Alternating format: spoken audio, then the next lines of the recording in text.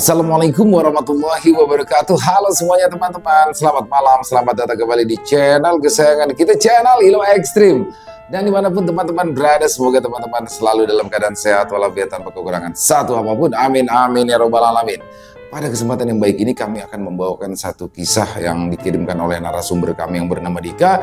Dan dalam proses penulisannya kami dibantu oleh Shanum Nareswari. Wah, kisahnya keren banget ini teman-teman. Tapi sebelum kita masuk ke dalam kisahnya, buat teman-teman mungkin yang belum subscribe, bisa diklik dulu tombol subscribe-nya. Jangan lupa lonceng notifikasinya dinyalakan agar teman-teman selalu mendapatkan notifikasi dari konten-konten yang akan kami upload di setiap harinya. Kami juga ingin mengucapkan terima kasih ya kepada seluruh teman-teman yang sudah selalu setia hadir, yang sudah selalu mendukung kami. Karena teman-temanlah kami selalu bersemangat berkarya di setiap harinya. Dan gak pakai lama-lama lagi ya. Pasti udah gak sabaran kan masuk ke dalam kisahnya? Kita langsung saja masuk ke dalam kisahnya. Mode horor on! Kisah Lurah Karta di Tanah Banten.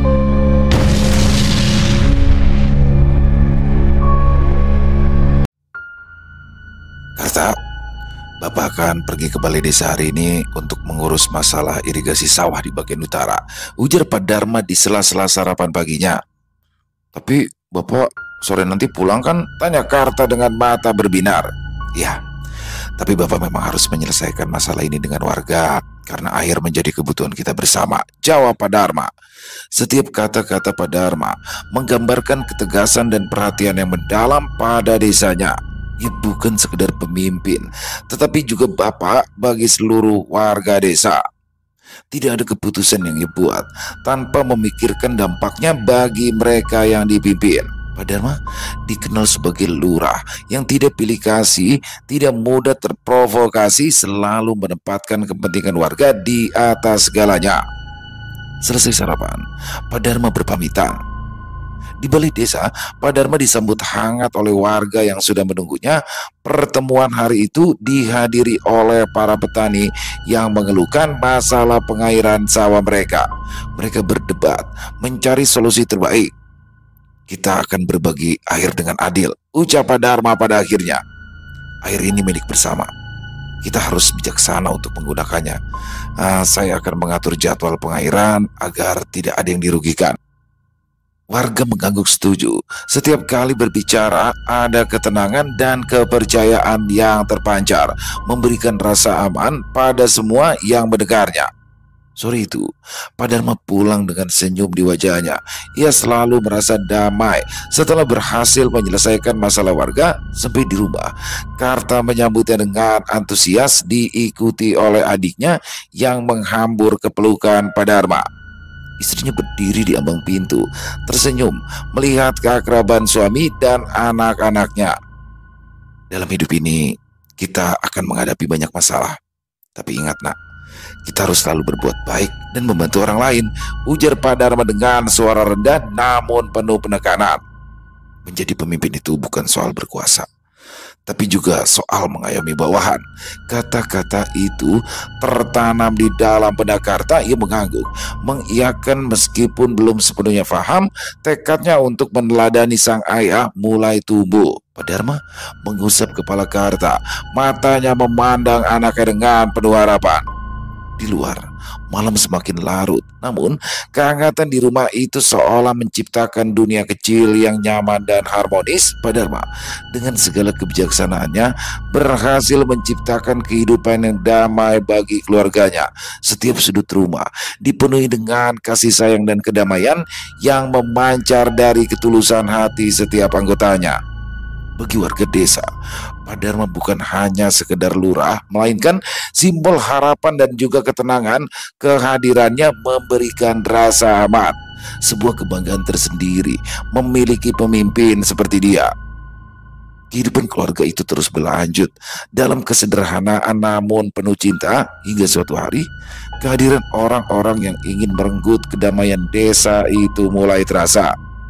Di tahun itu, desa sedang bersiap menyambut pemilihan lurah yang baru.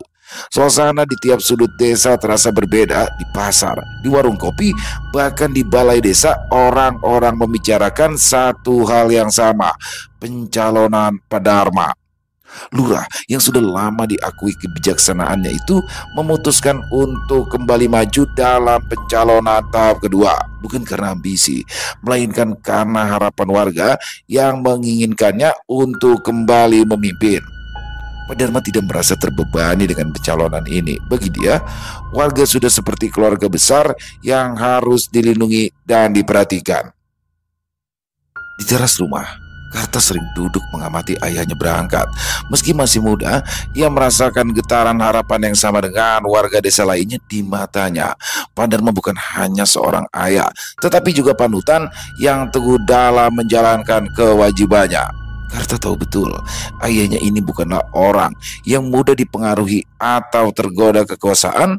Setiap kali Pak Dharma berjalan menuju balai desa, warga yang melihatnya langsung menyapa dengan ramah. Mereka mendekat, sekedar berbicara atau meminta saran atas masalah yang sedang mereka hadapi.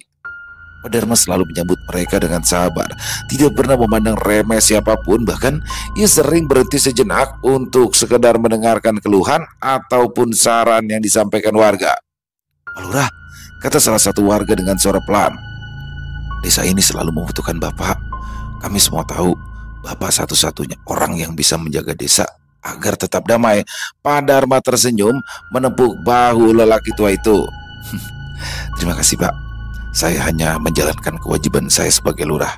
Jika memang warga percaya pada saya, maka saya akan mengabdi dengan sepenuh hati." Kata-kata sederhana itu bukanlah sekedar janji.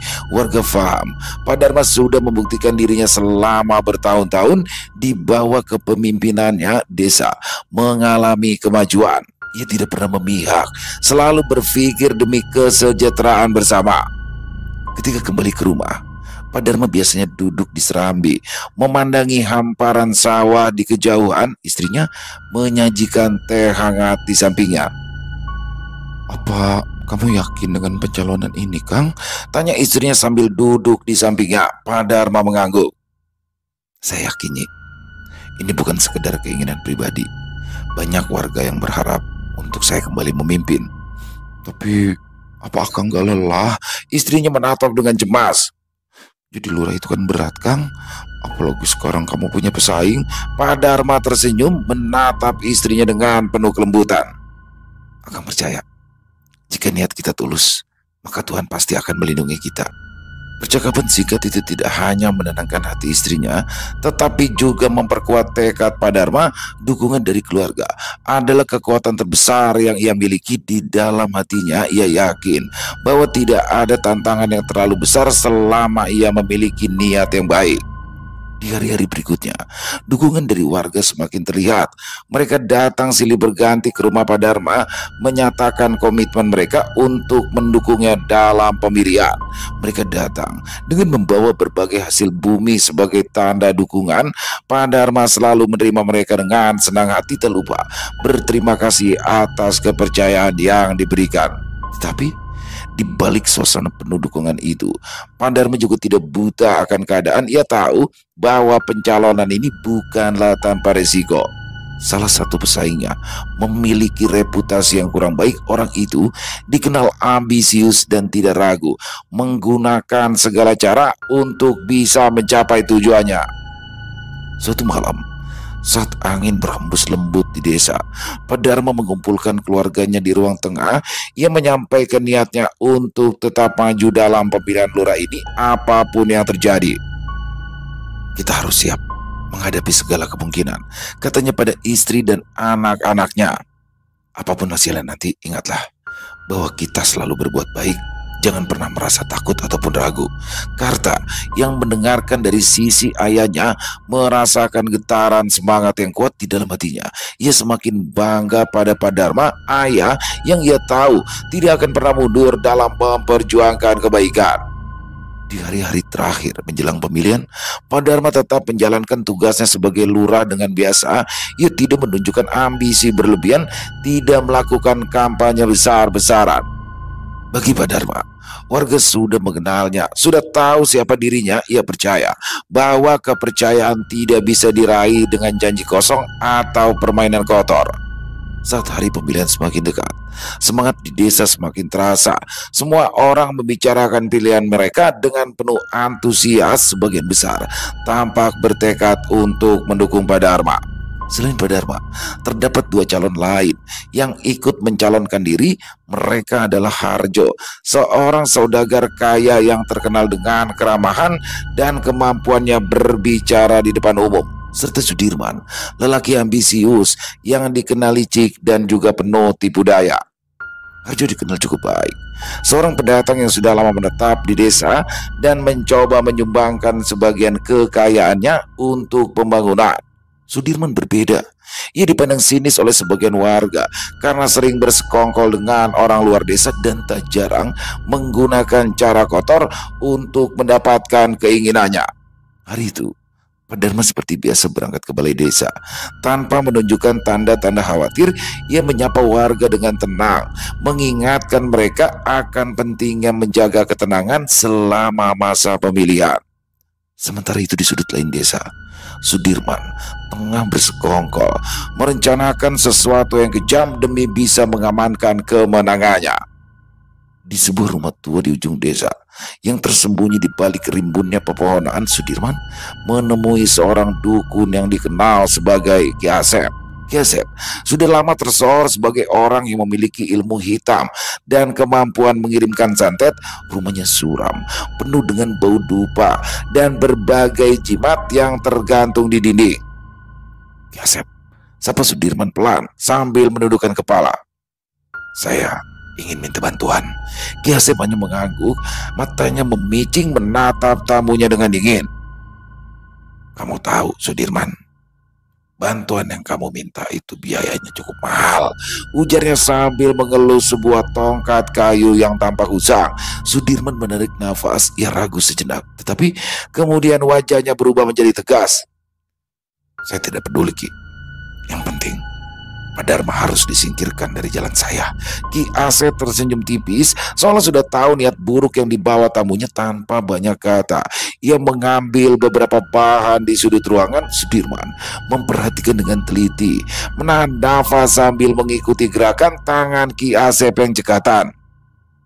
"Apa kamu bawa apa yang saya butuhkan?" Widya bergegas mengeluarkan tanah yang dirauhnya dari halaman rumah Pak Lurah. "Santet ini bukan main-main, Sudirman. Begitu santet ini dikirimkan, maka dia akan membawa malapetaka bagi yang menerimanya," kata Ki Asep. Sudirman mengangguk dengan mantap. Di dalam hatinya sudah tidak ada keraguan lagi. Baginya Pak Dharma adalah rintangan yang harus dihilangkan demi mencapai kekuasaan. Santet menjadi jalan pintas untuk menghancurkan lurah yang dihormati warga desa, sekaligus membuka jalan baginya untuk mengambil alih kekuasaan. Setelah ritual selesai, Ki Asep menyerahkan bungkusan berwarna hitam kepada Sudirman. "Taburkan ini di depan rumahnya. Dia akan merasakan dampaknya dalam waktu yang dekat." Sudirman menerima benda itu dengan hati-hati, lalu menyelipkannya ke dalam kantong bajunya. Ia memberikan upah yang diminta oleh Ki Asep, sejumlah uang yang cukup banyak, dan ia pun segera bergegas pergi dari rumah itu. Tak ingin ada orang lain melihat, apalagi mengetahui tentang apa yang baru saja ia lakukan. Di malam harinya, Sudirman mulai mendekati rumah Pak Dharma. Langit gelap tanpa bintang, seolah ikut menyembunyikan niat jahat yang sedang bergerak di dalam bayangan malam. Di depan pagar rumah Pak Dharma, ia berhenti, memastikan sekelilingnya sepi. Dengan perlahan, ia mengambil benda itu dari kantongnya, lalu menaburkannya di depan gerbang. Setelah selesai, ia segera beranjak pergi tanpa menoleh lagi. Rasa puas menyelimuti hatinya. Di dalam benaknya, Pak Dharma akan segera merasakan akibat dari santet ini. Bagi Sudirman, ini adalah langkah terakhir untuk memastikan kemenangannya dalam pemilihan lurah. Keesokan harinya, Pak Dharma bangun seperti biasa, tetapi tubuhnya terasa lemas dan kepalanya berdenyut hebat. Ia tidak menghiraukan pada awalnya. Ia mengira jika itu mungkin hanya faktor lelah akibat kegiatan yang padat. Ketika dia mencoba berdiri, tubuhnya limbung dan matanya berkunang-kunang. Istrinya yang melihat keadaan itu panik, langsung menghampirinya. "Kang, ada apa, Kang?" "Kakang sakit?" tanyanya dengan nada cemas. Pak Dharma menggeleng, berusaha menenangkan istrinya meski dia sendiri merasa aneh dengan kondisi tubuhnya. "Gak apa-apa, ini mungkin hanya kelelahan. Jangan khawatir." Tapi sayang, rasa sakit itu tidak mereda. Hari demi hari, kondisinya semakin menurun. Karta, yang melihat ayahnya tampak lemah dan juga pucat, mulai merasa khawatir.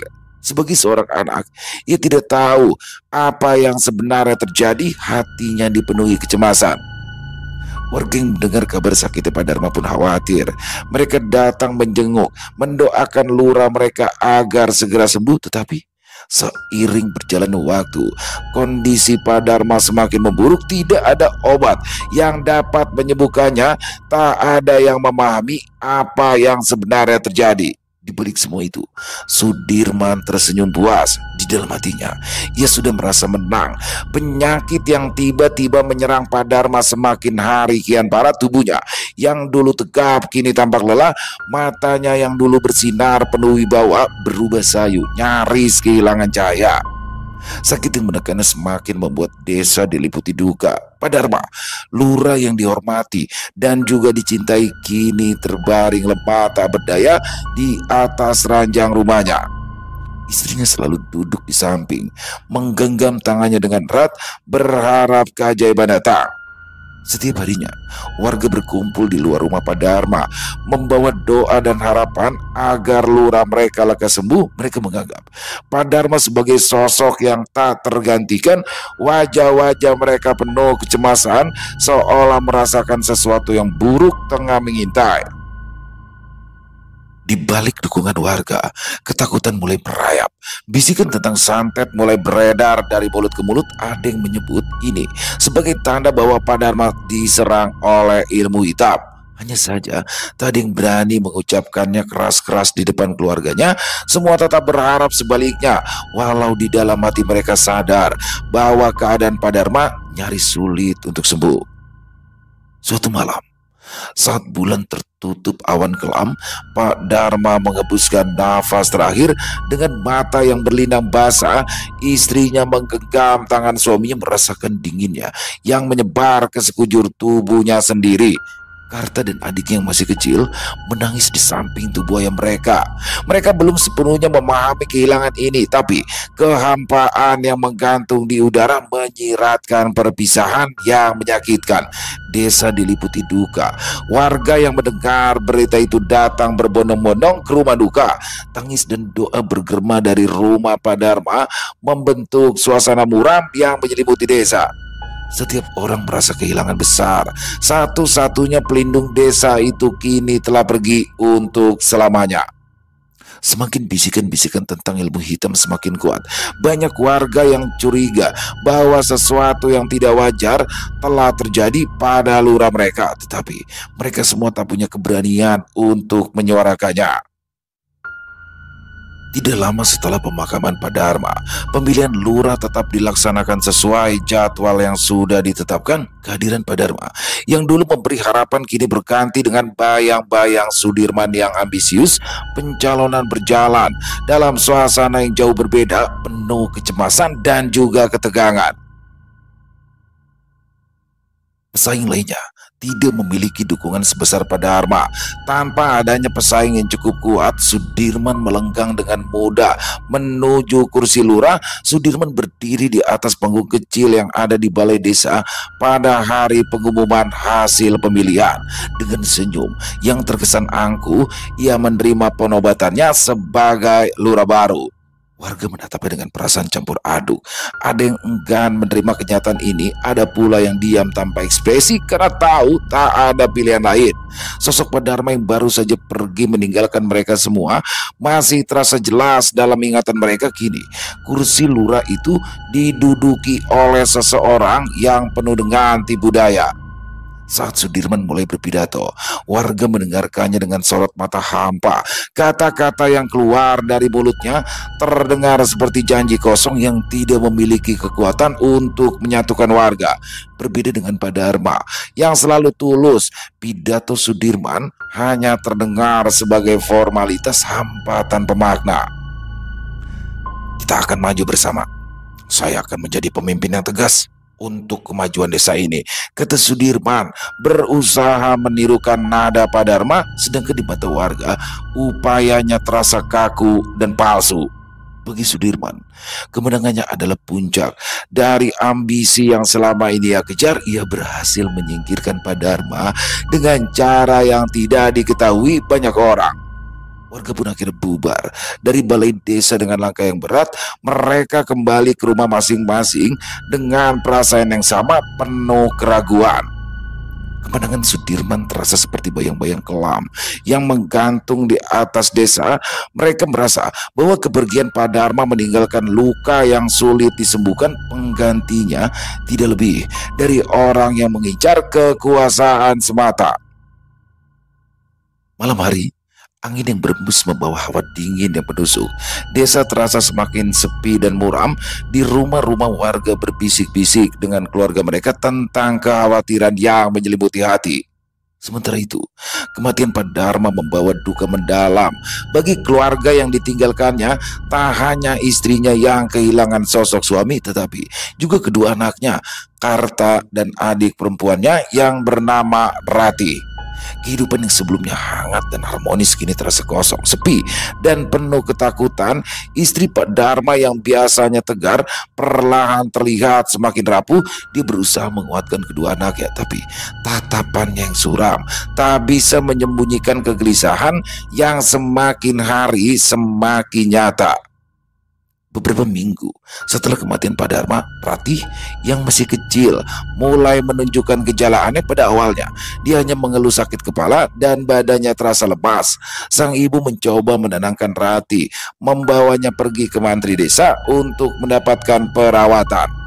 Pak Mantri mengatakan bahwa ini mungkin hanya akibat dari kesedihan yang menumpuk setelah kepergian ayahnya. Hati sang ibu tetap diliputi kecemasan walau Mantri sudah menenangkan.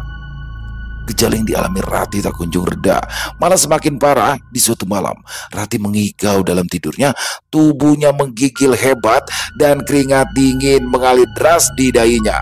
Sang ibu yang tidur di kamar sebelah mendengar rintihan Rati. Ia segera menghampiri, mendapati putrinya berbaring dengan wajah yang pucat pasi, matanya setengah terbuka, tampak kosong. "Rati, nak, apa yang kamu lihat?" bisik ibunya dengan lembut, mencoba menenangkan putrinya sambil mengusap kepala Rati. Rati tidak menjawab, tetapi bibir bergerak-gerak seolah mengucapkan sesuatu. Tangannya yang kecil mulai mengepal, tubuhnya tampak tegang. Sang ibu semakin khawatir. Ia memeluk Rati dengan erat, berharap bisa membangunkannya dari keadaan mengerikan itu. Tapi Rati tak kunjung sadar. Dalam gelapnya malam, tubuh Rati tiba-tiba mengejang. Tangannya mencengkeram erat kain selimut. Dari mulutnya keluar suara rintihan yang memilukan. Esok harinya, Rati tidak menunjukkan tanda-tanda membaik. Tubuhnya semakin lemah, kulitnya menguning, nafasnya terdengar berat. Sang ibu merasa hatinya seperti diiris pilu. Dia mencoba mencari cara untuk menyembuhkan putrinya, namun segala usaha itu tak membawa hasil. Rati semakin parah hingga pada suatu pagi yang sunyi, Rati menghembuskan nafas terakhirnya di pelukan sang ibu. Tangis pecah di rumah Pak Dharma. Kehilangan Rati setelah sebelumnya Pak Dharma membuat luka di hati keluarga semakin menganga. Ibu Karta meratap di samping jasad putrinya yang kini tampak damai, seolah bebas dari penderitaan yang menimpanya selama ini. Karta yang masih sulit menerima kepergian ayahnya kini harus merasakan duka baru. Ia ingin menggenggam tangan adiknya yang dingin, mengingatkan diri akan tawa Rati yang dulu ceria. Kehilangan Rati membuat keadaan semakin suram bagi keluarga Pak Dharma. Warga desa ikut berduka. Bisikan-bisikan tentang ilmu hitam terdengar jelas di antara mereka. Mereka yakin bahwa keluarga Pak Dharma telah diserang dengan ilmu santet itu yang menyebabkan kepergian Rati yang tidak wajar. Mereka tak berani membicarakannya di hadapan keluarga Pak Dharma. Tapi kabar itu terus beredar dari mulut ke mulut, memperdalam rasa takut di hati setiap orang. Ibu Karta yang kini hanya tinggal berdua dengan anak sulungnya sudah merasakan ada sesuatu yang aneh di dalam rumah mereka. Beberapa malam setelah kematian Ratih, ia mendapati dirinya sering terbangun di tengah malam dengan perasaan yang tidak tenang. Tubuhnya terasa panas. Meskipun udara malam begitu dingin, pada suatu malam ia merasa ada tekanan berat di dadanya, membuat nafasnya sesak. Ia mencoba untuk duduk dan mengambil nafas panjang, tapi tubuhnya justru semakin lemas. Karta yang terbangun karena mendengar suara ibunya segera berlari ke kamar. Ia menemukan ibunya terbaring lemah dengan keringat dingin mengucur di dahi. Wajah ibunya pucat, matanya setengah terpejam. Tanpa pikir panjang, Karta segera meraih tangan ibunya dan mencoba untuk membangunkan. "Bu, ada apa, Bu? Bu, bangun!" panggil Karta dengan suara cemas mengguncang pelan tubuh ibunya. Ibunya membuka mata, menatap Karta dengan tatapan kosong, seolah mencoba mengingat siapa yang ada di depannya. Kemudian, dengan suara lemah, ia pun berkata, "Karta, jaga diri baik-baik ya." Setelah itu, kondisinya semakin memburuk. Gejala yang dialaminya mirip seperti Ratih, rasa panas di tubuh, kejang yang datang mendadak, dan mata yang tak terlihat fokus. Karta mencoba mencari bantuan, tapi tak ada yang bisa dilakukan. Semua usaha untuk menyembuhkan ibunya seakan sia-sia. Beberapa hari kemudian, Ibunda Karta pun mengembuskan nafas terakhirnya. Karta meraung, memeluk tubuh ibunya yang kini telah dingin, merasakan keputusasaan yang terasa menyesakkan dada. Dalam sekejap, ia telah kehilangan seluruh keluarganya, ayah, adik, dan kini ibu yang selama ini menjadi sandaran hidupnya.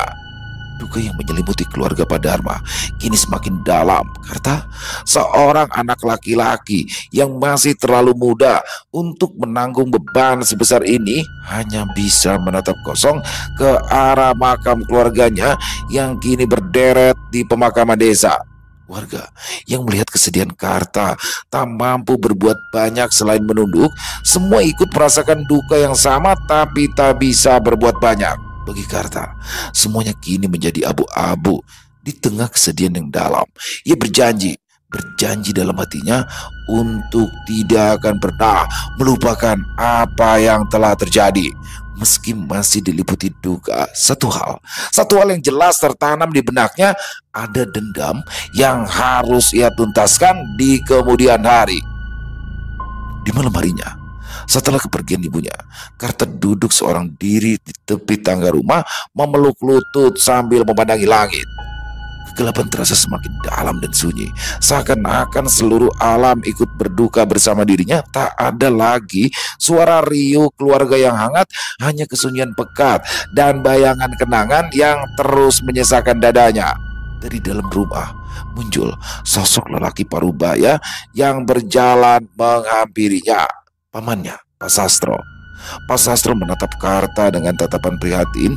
Tanpa banyak kata, ia mendekat, meraih bahu Karta dengan lembut dan berkata dengan suara rendah, "Karta, kamu ikut sama paman ke kota ya. Di sini kamu hanya akan semakin tenggelam dalam kesedihan." Karta yang selama ini tak tahu lagi harus kemana, ia hanya mengangguk pelan. Malam itu juga, dengan bekal seadanya, Pak Sastro membawa Karta untuk meninggalkan rumah dan kampung halaman yang sudah berubah asing baginya. Perjalanan ke kota cukup panjang dan melelahkan. Pak Sastro terus mendampingi Karta, memberikan kata-kata penyemangat dan memastikan agar Karta merasa aman. Setibanya di kota, Pak Sastro membawa Karta ke rumahnya yang cukup besar. Pak Sastro, yang juga merupakan adik mendiang Pak Dharma, bekerja sebagai pedagang barang antik. Dia adalah sosok yang keras dan memiliki prinsip, selalu percaya bahwa pendidikan dan kerja keras adalah kunci keberhasilan. Melihat kesedihan yang mendalam di mata keponakannya, Pak Sastro memutuskan untuk mendidik Karta dengan tegas serta penuh kasih. Hari demi hari, Pak Sastro melatih Karta dalam berbagai hal, mulai dari pelajaran sekolah hingga ilmu berdagang. Pagi hari, Karta pergi ke sekolah, sementara sore harinya ia membantu Pak Sastro di toko barang antik, belajar cara berinteraksi dengan orang, menghargai setiap detail barang, dan mengetahui nilai dari setiap benda yang dijual. Dalam setiap kesempatan, Pak Sastro selalu menyisipkan petuah yang terus tertanam dalam pikiran Karta. "Karta," ucap Pak Sastro suatu hari di toko, "ingatlah bahwa ilmu lebih berharga daripada harta, tapi keduanya itu saling melengkapi. Kamu harus punya keduanya untuk bisa bertahan di dunia ini." Karta mengangguk, menyerap setiap kata-kata dari pamannya dengan penuh perhatian. Pak Sastro yang tegas dalam mendidik, sangat peduli dengan masa depan Karta. Dengan ketekunan yang tinggi, Karta menjalani pendidikan dan kehidupannya di bawah pengawasan Pak Sastro, membuktikan bahwa dirinya bukan sekedar anak yang lemah. Ia belajar menata hidupnya, menjaga fokus dan menekan emosinya untuk tetap kuat. Di sekolah, Karta menunjukkan kemampuan yang luar biasa dalam pelajaran, terutama dalam bidang ekonomi dan matematika. Ia tak pernah mengeluh, selalu mengikuti setiap arahan pamannya dan terus meningkatkan kemampuannya. Pelan namun pasti, dia menjadi seorang pemuda yang cerdas dan tangguh. Pak Sastro sangat bangga melihat perkembangan Karta, menyadari bahwa tekad Karta yang kuat adalah buah dari segala kesulitan yang pernah ia alami di masa lalu. Beberapa tahun kemudian, Karta berhasil lulus dari sekolah dengan prestasi gemilang, lalu melanjutkan pendidikannya ke perguruan tinggi di bidang ekonomi. Pak Sastro yang sudah semakin tua mendukung sepenuhnya, bahkan ia rela menggunakan sebagian besar tabungannya untuk memastikan bahwa Karta mendapatkan pendidikan terbaik. Melihat kerja keras pamannya, Karta semakin termotivasi untuk tidak mengecewakan harapan yang telah diberikan. Selama masa kuliah, Karta tidak hanya belajar dari bangku perkuliahan, tetapi ia juga mulai merintis usaha kecil-kecilan. Ia mencoba membuka usaha kecil di bidang perdagangan, terinspirasi oleh usaha pamannya. Dan berkat ketekunan dan juga kecerdikannya dalam membaca peluang, usaha kecil yang kini perlahan berkembang membuktikan bahwa dirinya memiliki bakat alami dalam bisnis. Ia tak hanya fokus pada keuntungan semata, tetapi juga mengedepankan kejujuran nilai yang ditanamkan Pak Sastro sejak awal. Seiring berjalannya waktu, usaha Karta semakin besar hingga akhirnya ia mampu membuka bisnis perdagangan yang lebih luas. Dia bergerak dalam berbagai bidang, mulai dari perkebunan, properti hingga usaha jasa. Berkat kemampuan manajerial yang mumpuni dan juga pengalaman hidup yang membentuk mentalnya, Karta cepat berubah menjadi pengusaha sukses. Tak lama setelah itu, namanya mulai dikenal sebagai salah satu pengusaha muda yang disegani. Pak Sastro yang menyaksikan kesuksesan Karta tersenyum bangga, sampai pada suatu malam ia memanggil Karta ke ruang tamu, menatap wajah keponakannya yang kini sudah menjadi lelaki dewasa dengan bangga. "Karta," ucapnya pelan, "paman bangga sama kamu. Kamu sudah membuktikan bahwa dengan kesabaran dan ketekunan, semua rintangan bisa dilewati. Kini giliranmu untuk melanjutkan apa yang pernah ayahmu lakukan di kampung.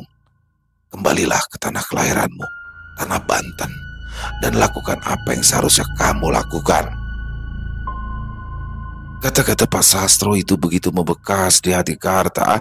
Ia menyadari bahwa saatnya telah tiba untuk kembali ke kampung, bukan sekedar untuk mengenang masa lalu, tapi untuk menuntaskan tanggung jawab yang diwariskan padanya. Dengan tekad yang tak tergoyahkan, Karta kembali ke desa kelahirannya setelah bertahun-tahun menghabiskan waktu di kota.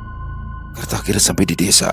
Ia turun dari mobil dan menatap sekeliling. Desa itu tampak tak banyak berubah, tetap tenang dan asri, dengan deretan rumah kayu dan aroma hutan yang menenangkan. Namun orang-orang di sana tak lagi mengenalnya. Di mata mereka, ia hanyalah seorang lelaki asing yang datang dengan maksud tak diketahui.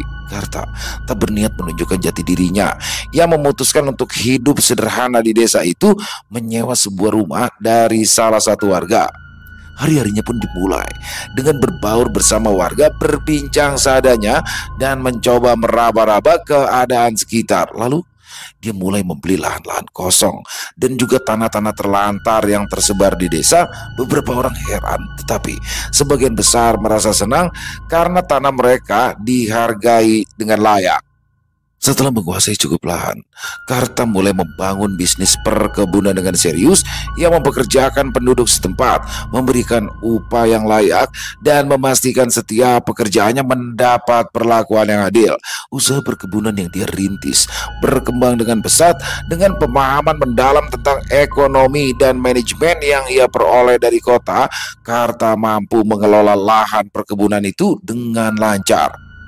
Hasil perkebunannya mulai dilirik banyak pedagang dari luar desa dan berlahan.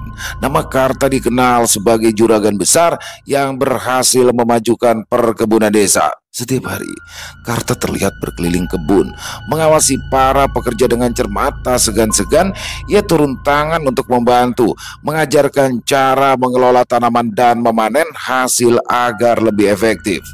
Kebijaksanaannya dalam memimpin dan ketelitiannya dalam setiap urusan membuat para pekerja menghormatinya.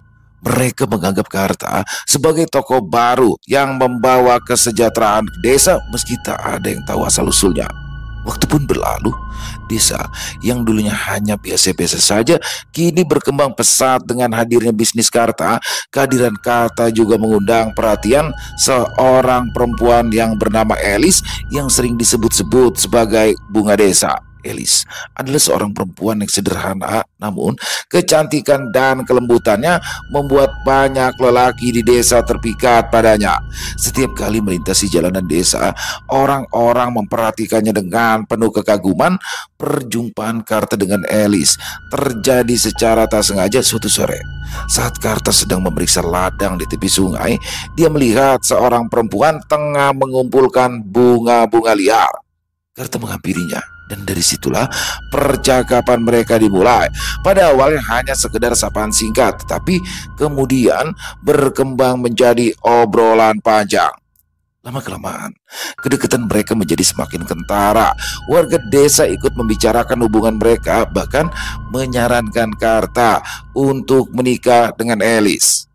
Setelah mempertimbangkan masak-masak, ia akhirnya melamar Elis, dan tak lama kemudian mereka pun menikah dalam sebuah pesta besar yang dihadiri oleh seluruh warga desa. Pernikahan Karta dan Elis semakin memperkuat posisinya di desa. Kini, ia tak hanya dikenal sebagai juragan besar, tetapi juga sebagai suami dari perempuan yang dicintai banyak orang. Karta menatap desa yang telah ia bangun kembali dengan tangannya sendiri. Bisnis perkebunan yang ia dirikan tak hanya membawa kesejahteraan bagi dirinya, tetapi bagi juga penduduk desa yang selama ini hidup dalam keterbatasan. Namun, semua panggilan masa lalu yang tak pernah sirna membawa Karta pada satu tujuan yang belum terselesaikan, ya, membalaskan kematian ayah, ibu, dan juga saudara perempuannya yang meninggal dunia karena ambisi kotor orang lain. Kini, saat desa akan kembali mengadakan pemilihan lurah, kesempatan untuk meraih keadilan itu ada di hadapannya. Karta mendaftarkan diri sebagai calon lurah bersaing dengan Bagus, putra dari Pak Sudirman yang dahulu menjadi sosok penjahat dan sumber segala malapetaka dalam keluarga Karta. Bagus tak lain adalah anak dari tokoh yang telah menyebabkan kehancuran keluarga Karta. Demi merebut jabatan lurah kala itu, Sudirman memang telah tiada, tapi Karta tahu betul bahwa Bagus masih mewarisi ambisi kotor ayahnya. Desa menjadi ramai. Para penduduk mulai bersiap-siap menghadapi pemilihan lurah yang akan segera digelar. Karta tidak menyembunyikan identitasnya lagi. Ia membuka jati dirinya di depan para warga, menceritakan masa lalunya bahwa dia adalah anak dari Pak Dharma, lurah terdahulu yang sangat dihormati dan dicintai warga. Pengakuan ini mengejutkan banyak orang, terutama mereka yang dahulu pernah mengenal sosok Pak Dharma. Kenangan akan Pak Dharma yang bijaksana melekat kuat di hati mereka, dan kini sosok yang tak mereka sangka-sangka kembali hadir di desa untuk melanjutkan perjuangan lurah terdahulu. Pencalonan ini bukan lagi sekedar pertarungan memperebutkan jabatan. Bagi Karta, ini adalah sebuah perjalanan untuk mengembalikan hak yang pernah direnggut secara paksa dari keluarganya. Ia berpidato di depan warga dengan tegas dan berwibawa, mengingatkan tentang nilai-nilai yang pernah ditanamkan ayahnya dalam memimpin desa ini: keadilan, kejujuran, dan kemajuan untuk seluruh warga. Bagus, di sisi lain, hanya menebarkan janji-janji kosong dan tampak gelisah melihat antusias warga yang semakin condong ke arah Karta. Hari pemilihan pun tiba. Suasana desa terasa tegang. Warga berbondong-bondong datang ke balai desa untuk memberikan suara mereka. Setelah seluruh suara dihitung, Karta keluar sebagai pemenang. Dengan selisih suara yang cukup jauh, warga bersorak mengangkat Karta sebagai lurah baru mereka, memuja-muja bahwa putra Padarma telah kembali ke desa untuk memimpin mereka. Di sisi lain, Bagus tampak tak senang menyadari bahwa rencananya untuk menguasai desa kini berantakan. Ternyata kemenangan ini hanyalah awal dari sebuah rencana besar Karta sebagai lurah. Ia mulai bergerak diam-diam. Dalam hitungan hari setelah ia resmi dilantik, Karta menghubungi beberapa orang kepercayaannya dari kota, orang-orang yang paham bagaimana cara menyelesaikan persoalan dengan cara yang tak perlu diketahui banyak orang. Dia memanfaatkan hubungan ini untuk melacak keberadaan keluarga Bagus dan orang-orang yang selama ini dikenal sebagai dukun santet di desa. Suatu malam, sekelompok orang berpakaian hitam bergerak dalam senyap, menyusuri jalanan desa dan menghilang dalam kegelapan menuju rumah Bagus dan keluarganya. Pagi harinya, warga dikejutkan oleh berita bahwa Bagus dan beberapa anggota keluarganya ditemukan tewas di rumah mereka. Karta yang kini menjadi lurah berdiri di hadapan warga. Ia berbicara dengan tenang. Kematian mereka tidak wajar. Ini tidak mungkin orang biasa yang bisa melakukan ini. Dia berbicara sambil memandang warga. Warga menggigil ketakutan kala mendengar ucapan Karta. Mereka pun bergegas pulang. Hanya tersisa segelintir orang yang mengurus penguburan keluarga Bagus. Di malam harinya, Karta lagi-lagi mengumpulkan beberapa orang yang ia percaya. Ia tahu para dukun incarannya tak mudah gentar begitu saja. Mereka pasti terus melawan. Meski begitu, Karta tak akan membiarkan mereka memiliki kesempatan untuk melukai orang-orang desa lagi. Dan untuk memastikan rencana ini berjalan sesuai keinginannya, Karta menyebarkan isu bahwasanya kematian Bagus dan keluarganya adalah akibat ulah para dukun santet. Ia mengungkit cerita kelam dari masa lalu bahwa dukun-dukun ini adalah ancaman tersembunyi yang sudah terlalu lama meresahkan dan merugikan warga desa. Dengan cara ini, ia memastikan tak ada satupun warga yang berani membela para dukun. Bahkan orang-orang yang sempat mendapat bantuan dari mereka pun kini memilih bungkam, tak ingin terseret dalam masalah yang semakin memanas. Sementara itu, Karta mengatur agar beberapa orang suruhannya melakukan pengintaian secara diam-diam ke rumah-rumah yang diduga menjadi tempat tinggal para dukun. Dia mengamati dengan seksama, memastikan tidak ada yang menyadari bahwa nyawa mereka tengah menjadi target. Ketika waktu dirasa tepat, ia memerintahkan timnya untuk bergerak dengan senyap dan tuntas. Mereka bergerak satu persatu, menghilangkan jejak tanpa meninggalkan bukti yang mencolok. Para dukun itu menghilang tanpa banyak suara, membawa ketakutan bagi yang lainnya. Warga desa yang tak tahu apa-apa mengira bahwa para dukun ini mendapatkan balasan dari kekuatan gaib yang mereka permainkan seenaknya. Desas-desus menyebar dengan cepat.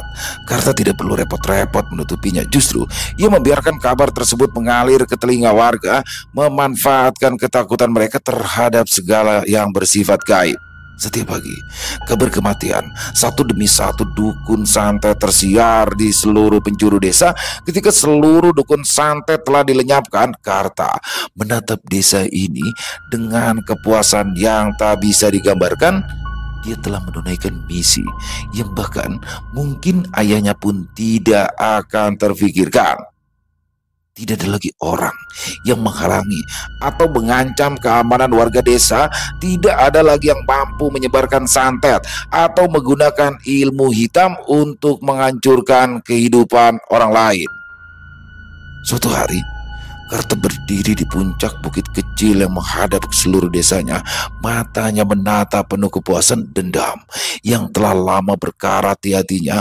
Kini luruh terbayarkan dengan tuntas. Di bawah kepemimpinannya, desa itu kembali hidup damai. Selesai. Wow, luar biasa kisah dari Mas Dika ya, yang mana dalam proses penulisan dibantu oleh Sanum Nareswari hingga menimbulkan satu karya yang luar biasa. Bagaimana kisah dari seorang Karta ya. Jadi ini Karta ini keren banget nih.